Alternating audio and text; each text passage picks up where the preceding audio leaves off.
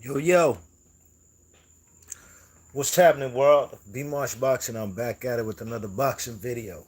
It's been a minute since I've done one of these. Before I set it off, I'm gonna let y'all know, please check out my playlist. Check out my playlist right here on YouTube. Go to my YouTube channel and check out the Controversial Decisions playlist. This is where I have almost 40 fights that I've covered in boxing history that are bad boxing decisions. Some maybe not bad. Maybe it's a fight like Ray Leonard, Marvin Hagler. Everybody's divided. It could go either way. You know what I mean? Or maybe it's a very bad decision. Something like Holyfield versus Lennox Lewis, the first fight. You know what I mean? Where so clearly we know who the winner is. You know what I mean? Or maybe it's a fight like, let's say, for example, I don't know. Let's say Triple G versus Cannoli, Part Two, the second fight, and controversial decision to some. I could cover that. So it's one of those. This is what we doing over here. You know what I mean?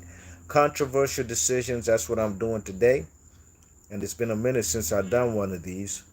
So thanks for joining me. Thanks for coming through. It's been a while. And let's get into it. We're gonna take you back to February of 20 of the year 2000, as a matter of fact. Yeah. We got an undefeated Eric Morales coming into this fight versus Marco Antonio Barrera. You know what I mean? And this was a unification, if I'm not mistaken. You know what I'm saying? This was a unification because Marco Antonio Barrera was holding the lightly regarded those times WBO super bantamweight strap. That's 122. You know what I mean? And Eric Morales held more definitive world title at that time because the WBO was not regarded as a real world title in at least the year 2000 up until like 07, 08. It wasn't regarded as a real world title. So the man Eric Morales had the WBC strap that he took off of a Mexican legend. What was his name? Daniel Zaragoza. You know what I mean? That's who he beat to become the WBC 122-pound champion. Like I said, coming into this fight with Barrera, he has 0 losses. He's undefeated. Marco Antonio Barrera is coming into this fight with damn near 50 wins. You know what I mean? Uh, and what you call it? He has 2 losses on his resume at this juncture of February 2000 when he gets into this unification with the man Eric Morales. And his 2 losses came in devastating fashion to the man Junior Jones. You know what I mean? The first fight, Junior Jones was beating the hell out of him. And Marco Antonio Barrera, cornerman, man, he couldn't take that this man was getting a beating. His coach, he decided to get into the ring, and then the referee disqualified him.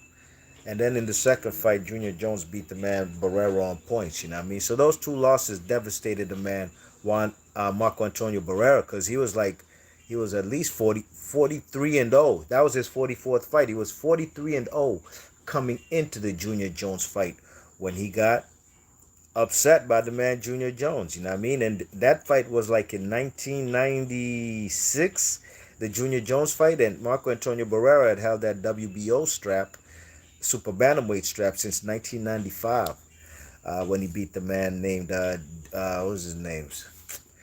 Damn, what the fuck was that guy named? Daniel somebody. I can't remember. I remember the fight. He beat him on points to win the WBO strap. You know what I mean? And Barrera had great fights, man. I remember those fights with Kennedy McKinley. Oh my gosh, what a fight! You know what I'm saying? Of course, the Junior Jones fights. Hey man, Barrera is a great fighter, and so is Eric Morales. You know what I mean? So Eric Morales, his previous fight before this, he fought the Irishman Wayne McCullough. Wayne McCullough was the former WBC 118-pound champion. As a matter of fact, he was the reigning bantamweight champion at 118 pounds with the WBC strap when he went up in weight to fight the man Eric Morales. He challenged himself, and Eric Morales got the better of him. You know what I mean? Eric Morales, he beat Wayne McCullough on points, and that fight was in Detroit. I remember that fight distinctively. It was in Detroit, Michigan. Okay, so here we are in the very first encounter. Mind you, these guys had a trilogy, but we're going to deal and delve into the first fight right now, the very first fight, Marco Antonio Barrera versus the man, uh, um, Eric Morales. And the first round, both guys were throwing big shots. These guys were throwing big shots from round 1 through round 12. You know what I mean? Combinations. Letting their hands go. Big body shots, left hook, straight right hands. You name it, uppercuts. Marco Antonio Barrera, though, is landing the harder, cleaner punches, in my opinion, and he's landing the harder body shots. And his defense was tighter. You know what I mean? He made Morales miss more, and he landed more accurately. You know what I mean? At a more accurate pace. So I gave round 1 to Marco Antonio Barrera. Round 2, Marco Antonio Barrera lands a big right cross, you know what I mean? And then he lands a 1-2 and the left 1-2 and the left uppercut. Hard body shots by the man, um, Marco Antonio Barrera. Now the man Eric Morales is on the ropes, you know what I mean? Big left up, an up jab by the man Marco Antonio Barrera. Marco's defense is tighter. They both landing big shots. You know what I mean? Ain't none of them not getting hit. But Eric is getting hit more frequent. You know what I mean? Both are landing big bombs, but more frequent punches are being landed by the man Marco Antonio Barrera. Left hook, right cross by Marco Antonio Barrera. In round 2, I give it to Barrera. Round 3, Eric Morales was being given instructions by his pops after seeing the first 2 rounds. His pops told him, use your jab boxing, don't just stand in front of this guy. And that's exactly what the man Morales did coming into the 3rd round. I mean, he stays on the outside, pumping that jab, throwing his right hand, digging left hooks to the liver, you know what I mean? Because Marco has the advantage on the inside, you know what I mean? Eric Morales is a good inside fighter. But in this particular fight, that's where the man Marco Antonio Barrera is finding success, you know what I mean? Body shots. But Eric is being patient and waiting for Marco to come forward. And Barrera is getting tagged, you know what I mean? Nice combinations by the man Eric Morales. But Marco closes the distance in the last 30 seconds. But Eric Morales did enough in round 3 to win that round. Round 4 was a close round. It could have gone either way. Both guys are going to the body frequently. But the man Eric Morales, I gave him that round because he landed the more cleaner shots and he was letting his hands go more, you know what I mean? Had a higher punch output. Round 4, Eric is giving Barrera a boxing lesson in the center of the ring. He's throwing the jab in combinations to the body. You know what I'm saying?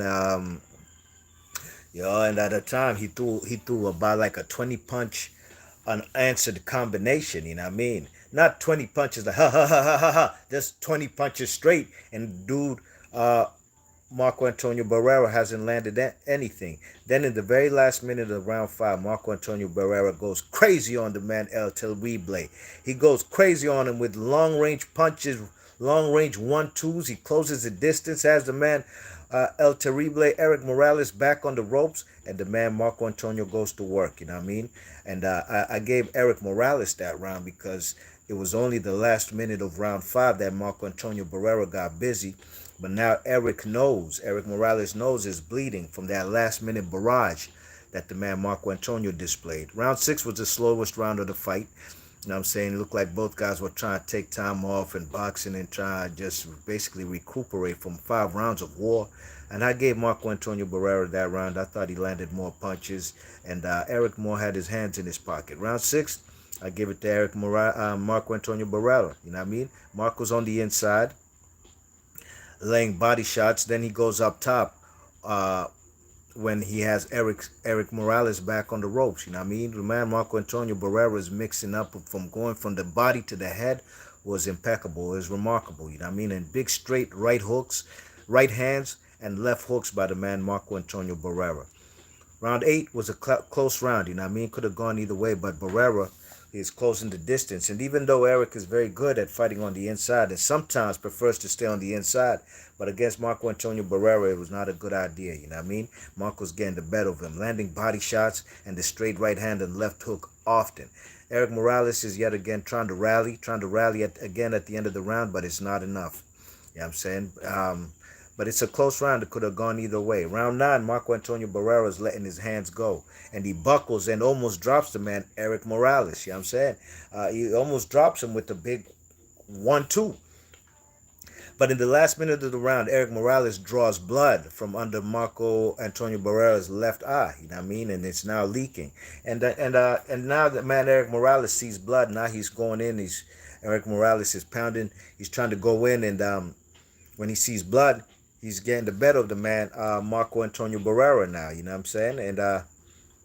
And he's whooping his ass, and then that man Marco Antonio Barrera just comes out of nowhere and lands a beautiful 1-2 combination that sets Eric Morales back on the ropes, and there they go again, toe-to-toe war. You know what I mean? But that round was a round that I gave to Eric Morales. Round 10, El Terrible Morales is piecing up the man Barrera, and the man Barrera's face is now swelling up. You know what I mean? And a big right hand by Eric Morales, but Marco rallies in the last minute per usual, and he got Eric Morales on the ropes, and it was a back and forth toe-to-toe action from there. You know what I mean? But I gave that round to Morales. Round 11, Marco Antonio Barrera's on the inside. I'm saying he's landing banging to the body, getting caught, you know what I'm saying, with shots. He's getting hit. They going toe-to-toe. You know what I mean? They both throwing shots. Morales is getting hit, and so is Marco Antonio Barrera.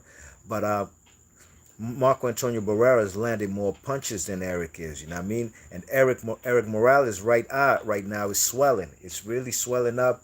His face is puffing up and bleeding, and the what you call it, the blood is now seeping and leaking into his eyes. It's giving him problems because he keeps pawing at that at the eye. You know what I'm saying? Round 12.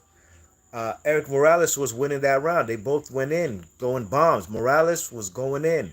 Round 11, he looked a little defeated, right? When that blood was leaking into his eye. But round 12, he was going in. The first minute and I'll say the first 2 minutes, he was winning. Then he gets hurt by a big left hand by the man Eric Morales. He almost does the stanky leg. I'm sorry, Barrera lands a big left hook, and he almost does the stanky leg. You know what I mean? He's hurt a little bit. And the man, Eric Barrera, goes in and he's throwing punches on the inside. And then Morales goes down from a phantom punch, a punch that Morales didn't even connect with. And the referee counted that as a knockdown, you know what I mean? And that's now a 10-8 round for the man Barrera when Morales was winning the round, you know what I mean? It was quite unfortunate, you check it. So this was a great fight, man. And I hope we get a great fight like this when we watch tonight. What's his name? What's that guy's name? Emmanuel Navarrete versus Oscar Valdez. You know what I mean? Unfortunately, this fight was a controversial decision, and I ain't gonna hold y'all, man. I don't want to see a controversial decision tonight. You know what I mean? That's not what we want to see. We want to see very good action like this fight. And this fight was a war of attrition, you know what I mean? It don't get no better than this. Now, this particular fight, I ain't going to hold y'all. I got to count the last round as a 10-8 round because the judges, a referee and the judges have to score it as a 10-8 round. But I had this fight 7 rounds to 5 in favor of Marco Antonio Barrera, you know what I mean? And I was rooting for Morales. There goes, you see, that's the left hook I was telling y'all that he hurt him with. And then you're going to see a phantom knockdown. He ain't get dropped. Look. There he goes right there. He didn't get dropped. They counted that as a knockdown. It was very bad, you know what I mean?